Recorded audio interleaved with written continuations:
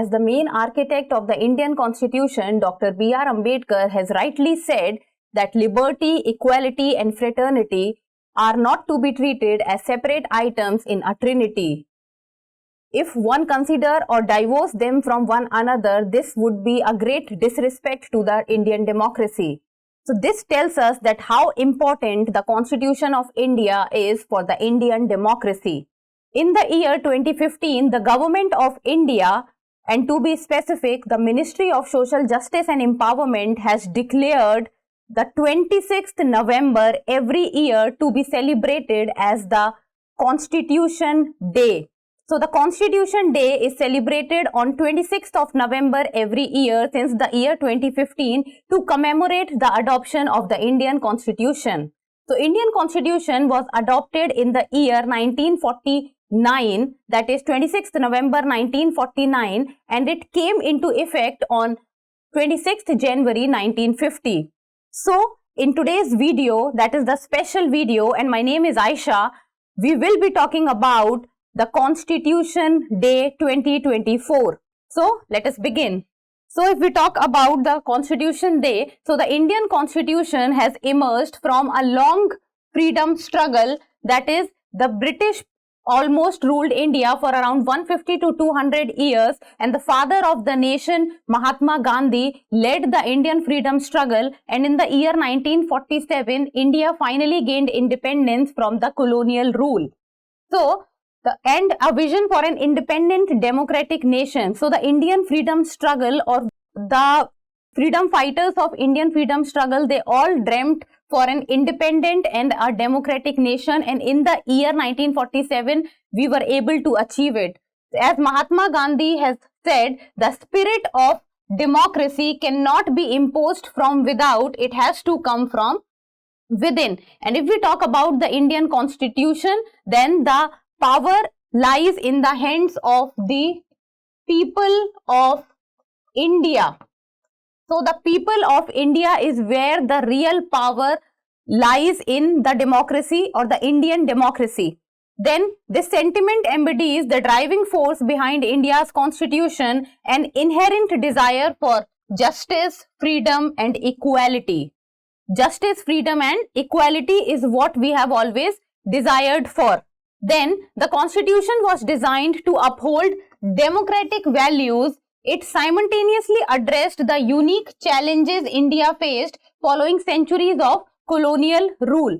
So the democratic values and the Indian or the challenges which India has faced over a long period of time. The making of the Indian Constitution reflected the aspirations, dreams and challenges of a newly independent nation. When we talk about aspirations that the preamble talks about, like for example, justice, liberty,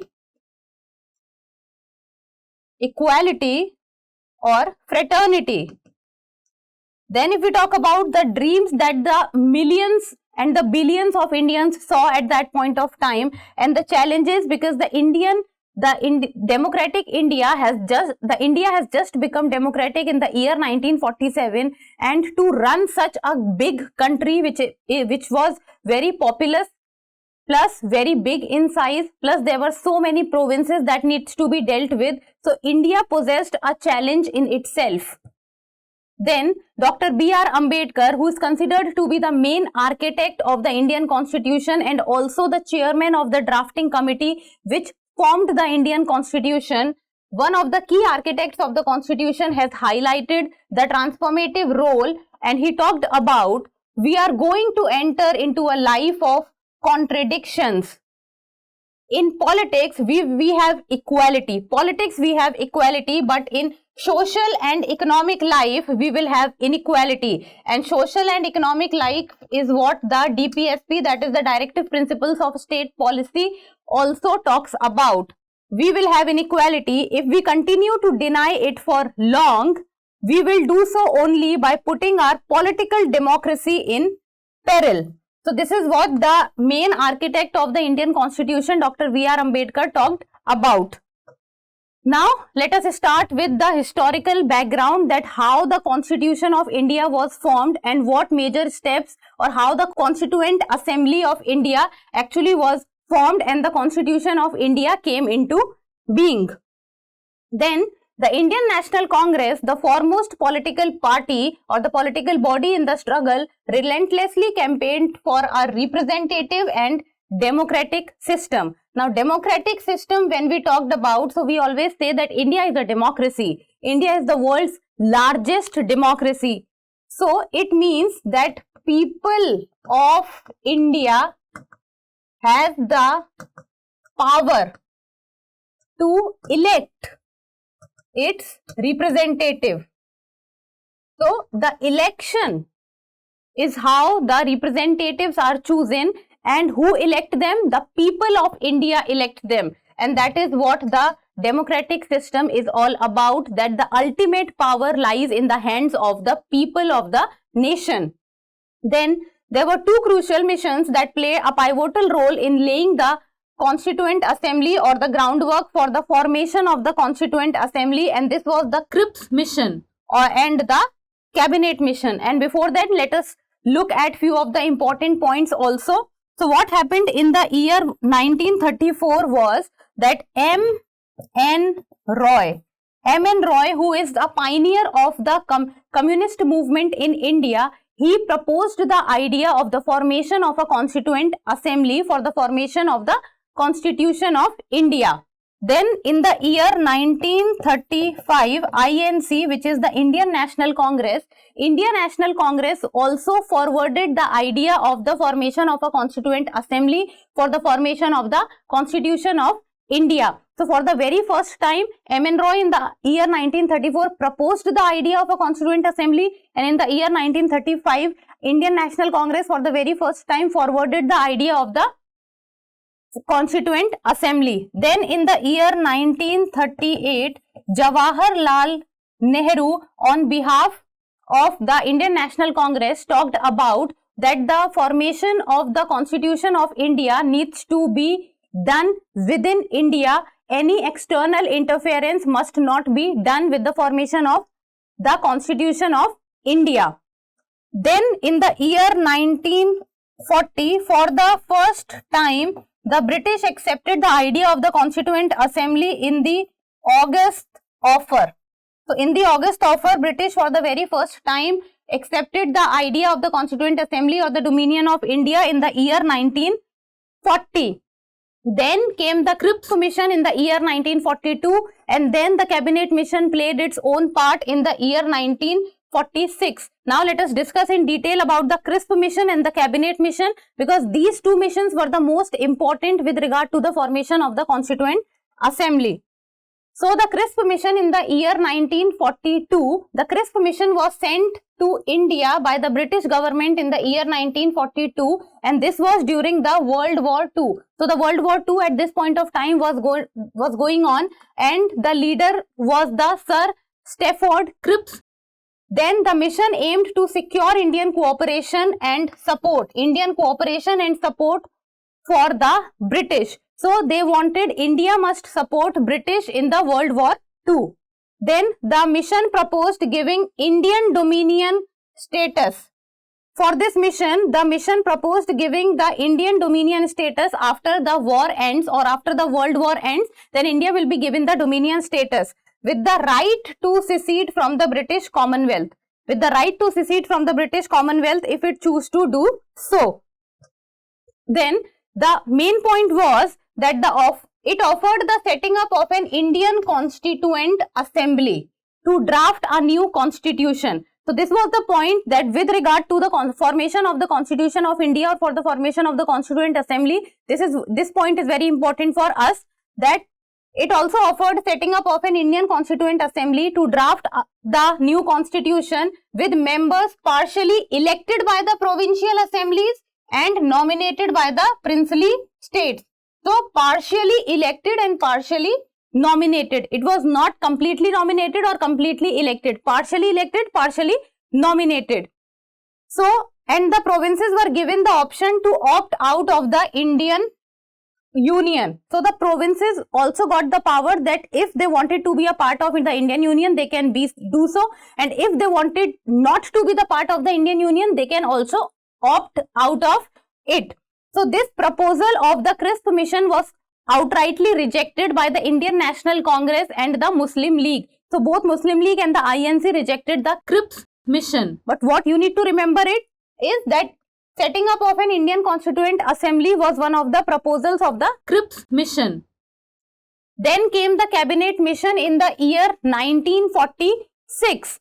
So, the Cabinet Mission was sent to India in the year 1946 by the British government, and it comprises of 3 cabinet members, that is Lord Pethick Lawrence, who was also heading the mission, then Sir Stafford Cripps and A.V. Alexander. And the mission talked about, or the aim of the mission was to discuss that how the transfer of power will take place from British to the India. So the mission aims to discuss the transfer of power from British rule to Indian leadership and to formulate a plan for independent India. As the cabinet mission took place in the year 1946 and India got independence in the year 1947. Then one of the key proposals with regard to the Constituent Assembly was also there in the cabinet mission, and that was the establishment of a Constituent Assembly to draft the Indian Constitution. So the Constituent Assembly establishment was also one of the key proposals of the cabinet mission. So the Constituent Assembly was to be composed of 389 members in total, 292 from the British India, 93 from princely states and 4 from the Chief Commissioners provinces. So the total number of members were 389. And with regard to the Union of India, it talked about that the mission envisaged Union of India, and the Union of India will control 3 aspects, and that was defense, foreign affairs and communications. Defense, foreign affairs and communications are the departments which will go to the Union of India, while the provinces would have autonomy in other areas. So provinces would have autonomy in other areas and the Union of India would have defense, foreign affairs and communications. And with regard to Constituent Assembly, so the Constituent Assembly establishment, Indian Constitution draft, total number of members 389. Then the interim government was to be formed, composed of representatives from major political parties, and this Constituent Assembly which they talked about was for undivided India, and after the formation of Constituent Assembly took place, then the first session took place in December, and the chairman or the president for this session, or the temporary president for the session, was Dr. Sachidanand Sinha, and after that the permanent chairman was Dr. Rajendra Prasad. And the objective resolution was also moved in the Constituent Assembly in the year 1946. So this was a brief history about how the Constituent Assembly came into being. So you need to remember that the year 1946 is when the Constituent Assembly came into being, and the adoption of the Indian Constitution was 26th November 1949 and it came into effect 26 January 1950. Now let us talk about the influence of global constitution. So the Indian Constitution, as it is the lengthiest written constitution in the world, so what the drafting committee of the Indian Constitution led by Dr. B.R. Ambedkar did was that they took aspects of different constitutions of the world, but they did not copy it as it is. They looked at the demands of India as a democracy and India as a nation, and then modified it, and whatever suited Indian democracy, they adopted it from the other global constitutions. So let us talk about that, the influence of global constitutions or the features adopted. So major constitution, first of all, it is the Constitution of the United States, as United States is the oldest democracy in the world. So let us talk about that, what the Indian Constitution has adopted from the Constitution of the United States. So first of all, that is the preamble. So preamble is an introduction to the Indian Constitution. and it contains the ideals and the aspirations that India as a country holds. Then fundamental right, that is part 3 of the Indian Constitution, federal structure of government, electoral college, independence of the judiciary, one of the most important aspects of the Indian Constitution, and the separation of powers among the 3 branches of the government, that is the legislative, executive and the judiciary. Then comes judicial review, president as supreme commander of the armed forces, and equal protection under law. So these are the things which the Indian Constitution has taken from the Constitution of the United States, and this aspect become important because many a times if we will see that in the UPSC examination these type of questions are asked, that from which Constitution India has adopted this feature, and in the PCS examinations also you will see these type of questions. Now let us talk about the British Constitution. So parliamentary form of government, the idea of single citizenship as the aspect of citizenship remains very much in news nowadays. Then the idea of the rule of law, writs, that is Article 32, institution of speaker and his role, speaker the head of the Lok Sabha, law-making procedure or the procedure established by law. Then Canadian Constitution, so that is a quasi-federal form of government, a federal system with a strong central government. So strong central government, even though the Indian Constitution gives power to both state government and central government, but during few emergency times, like for example the emergency or the financial emergency, or you can say the president's rule, so these things talks about that when the center becomes more powerful than the state. Then the distribution of powers between the central government and state government, and the residual powers retained by the central government. So these are taken from the Canadian Constitution. Next is the Irish Constitution or the Ireland Constitution. So that is Directive Principles of State Policy, also known as DPSP, nomination of members to the Rajya Sabha and method of election of the president. This is what we have taken from the Ireland Constitution. Next comes the French Constitution. So Republic and the ideals of liberty, equality and fraternity in the preamble. So the liberty, equality and fraternity, which are the aspirations in the Indian preamble. Then comes the Australian Constitution. So freedom of trade and commerce within the country and between the state. Then power of the national legislature to make laws for implementing treaties even on matters outside normal federal jurisdiction, and the concurrent list. So there are 3 types of list: union list, state list and the concurrent list. So concurrent list is taken from the Australian Constitution. Then comes the Constitution of Soviet Union or the USSR. So that is fundamental duties under Article 51A, and a constitutionally mandated planning commission to oversee the development of the economy, even though the planning commission now is not relevant in place of it Niti Aayog came into existence. Then the Constitution of South Africa, it talks about procedure for amendment of Indian Constitution and election of Rajya Sabha members. Then Constitution of Germany, it talks about emergency powers to be enjoyed by the Union, that is Article 356, Article 360. Then suspension of fundamental rights during emergency. So fundamental rights, as we know that these are not absolute. There is only one fundamental right which is absolute. All others are not absolute. Then the Constitution of Russia. So fundamental duties and the idea of social, economic and political justice in preamble. So the idea of justice comes from the Constitution of Russia. Then the Constitution of Japan, procedure established by law. You need to remember this, because we have adopted this very feature from the Japanese Constitution, and it can be asked in the examination also. Then the Government of India Act 1935. So we adopted a lot of things from the Government of India Act 1935.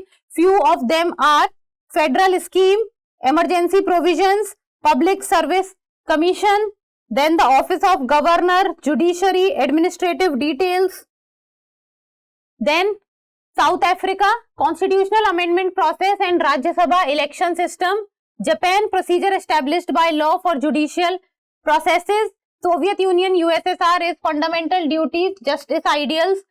France, liberty, equality and fraternity ideals in the preamble, and Switzerland, referendum and initiative provisions. There were few provisions which were repeated, like for example fundamental duties we discussed in the previous slide also, but that is okay. You can take it as a revision or you can keep recalling it in your mind. So these were few of the things that Indian constitution has adopted from the global constitutions.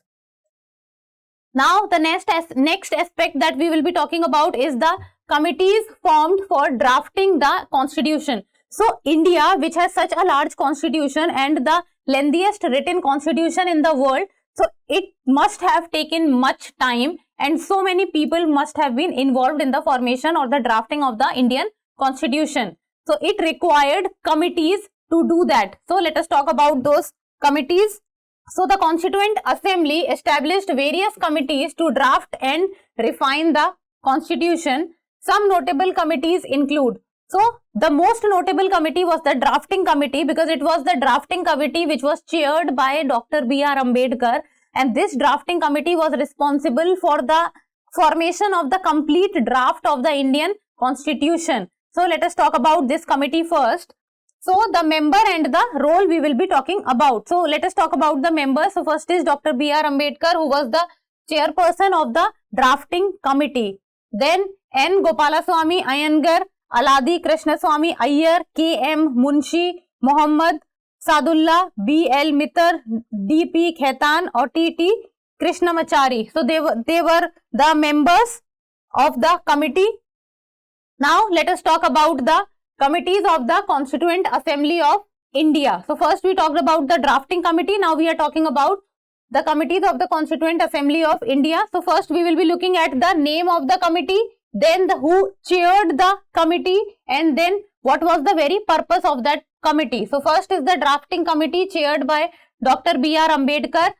The purpose was drafting the detailed text of the Indian Constitution. Then came the Union Powers Committee chaired by Jawaharlal Nehru. Purpose was defined the scope of powers for the Union government. So the Union government, it defined the power of that Union government.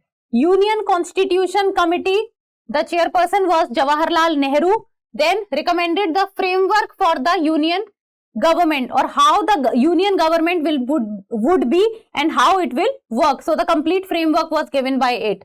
Then Provincial Constitution Committee, it was headed by Sardar Vallabhbhai Patel, and it drafted provisions for the provincial and state governments. So the Union government was done by the Union Constitution Committee, and the provincial and state government was done by the Provincial Constitution Committee. It was Union Constitution Committee and Provincial Constitution Committee. Then comes the Fundamental Rights Subcommittee. It was chaired by J.B. Kripalani. Formulated the framework for the fundamental rights, and fundamental rights come under Part 3 of the Indian Constitution. Then comes the Advisory Committee on Fundamental Rights, headed by Sardar Vallabhbhai Patel, and it examined minority rights, fundamental rights and tribal area rights. Then comes the Minorities Subcommittee, headed by H.C. Mukherjee. It talked about, addressed the concerns and protections for the minority group. As the name itself is telling that what would be the purpose, Minority Subcommittee, minority groups. Then comes the Steering Committee, headed by Dr. Rajendra Prasad, talked about the coordinated and activities of the Constituent Assembly. So whatever was happening within the Constituent Assembly, coordination needs to be maintained within the Constituent Assembly also. So Steering Committee was doing it. So these were about the committees that we just looked at, the different committees during the time of the formation of the Indian Constitution. Now let us talk about parts of the Constitution. So the Constitution of India consists of different parts. So let us talk about it. So we will be looking at the, first of all, about the part, then what is the subject or the title of the part, and then the important subject which is covered under it. So part 1 of Indian Constitution talks about the Union and its territory. So that is, it talks about the definition and alteration of boundaries and formation of new states. So the name of the boundary, or the how the boundaries of a state can be changed. So these things are covered under the Union and its territory, part 1. Then comes part 2. It talks about citizenship. Citizenship at the commencement of the constitution and rights of citizenship. So what are the different ways through which a citizenship can be gained or a citizenship can be renounced? Then part 3 talks about fundamental rights, right to equality, freedom, religion, cultural, educational rights and remedies. So these are the different fundamental rights.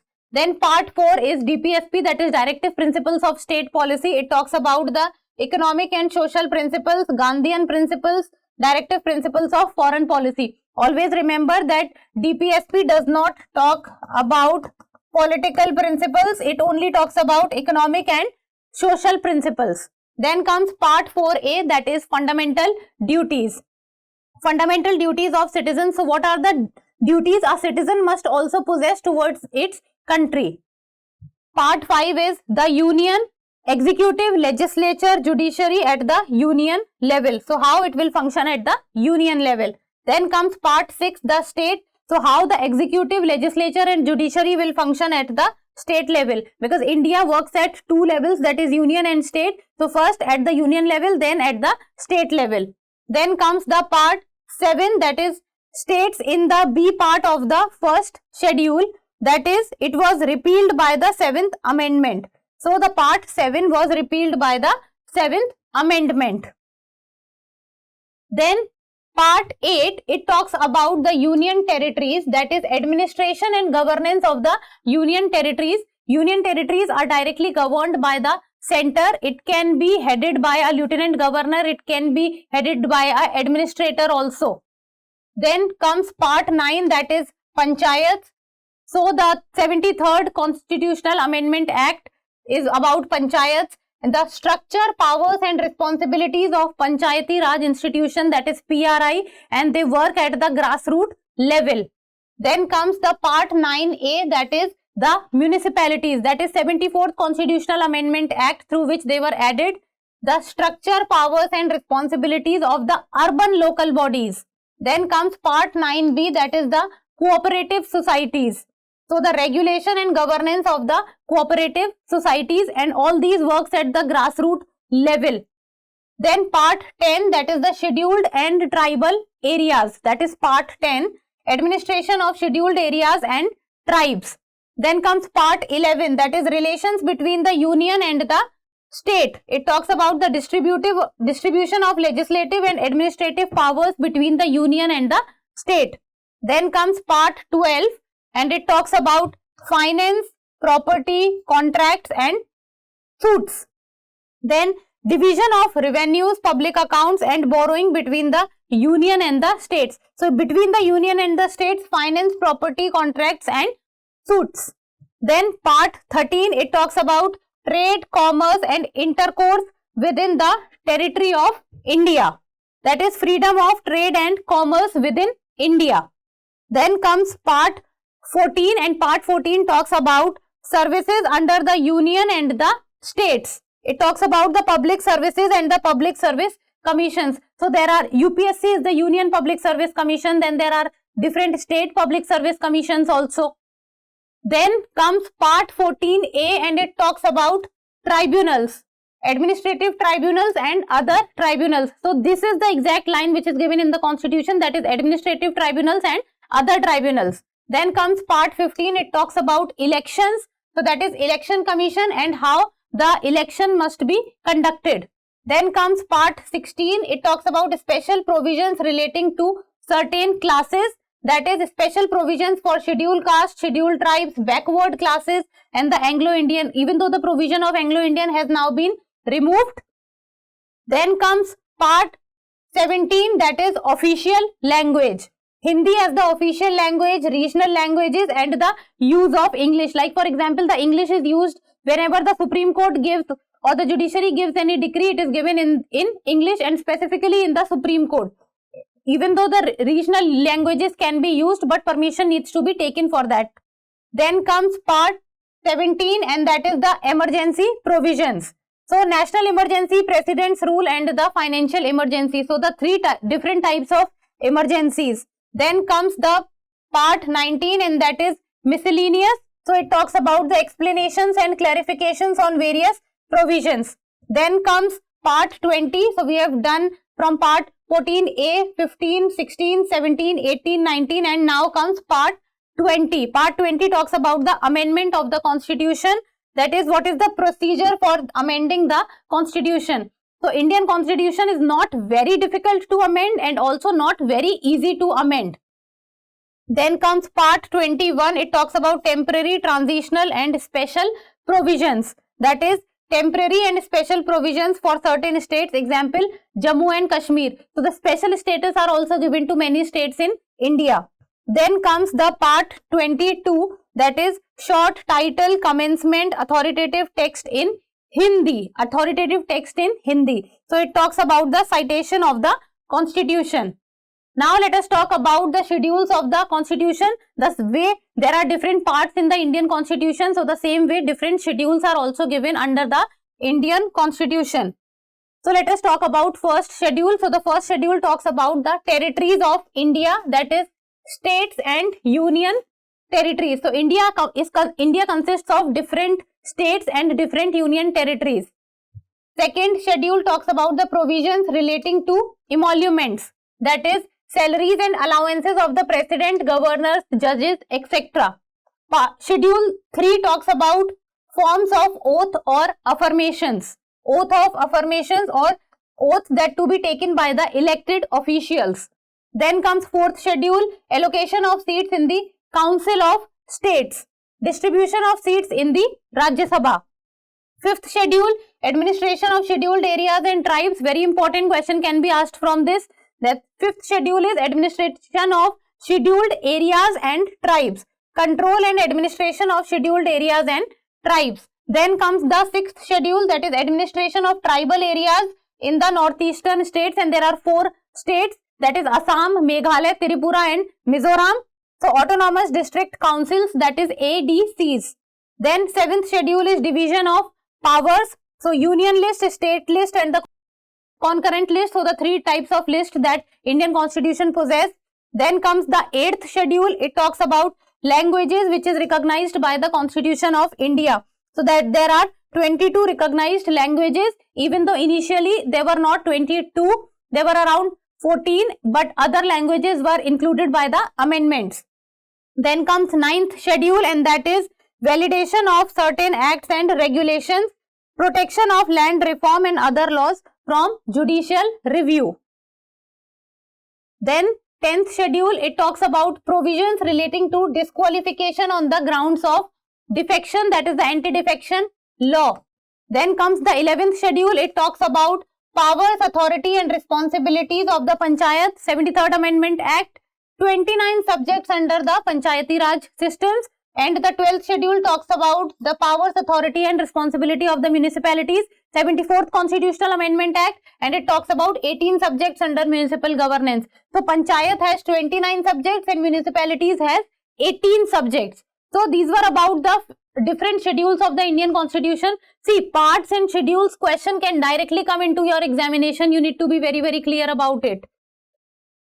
Then comparative study of the Indian Constitution. So let us talk about with regard to other constitutions also. So making a constitution is not an easy step because it requires the work of years and also the committees and the people involved in it. And because Indian constitution is so lengthy in its nature and it is the longest written constitution in the world also. So it went on into different volumes. So making a constitution is not always an easy and a smooth affair. And if we look at other constitution, then we realize that how nicely or how well the Indian constitution has been written and drafted by the drafting committee. So Nepal is an example of the complicated nature of the constitution making. Since the year 1948, Nepal has had 5 constitutions. In 1948, 51, 59, 62 and 1990. And in the year 2008, Nepal emerged as a democratic republic after abolishing the monarchy and finally adopted a new constitution in the year 2015. So India does not have to go through so much of complications, even though Indian constitution is considered to be a living constitution, because Indian constitution also had different amendments for the betterment of the things or for the betterment how the country needs to be moved or how the Indian democracy can be made better with time.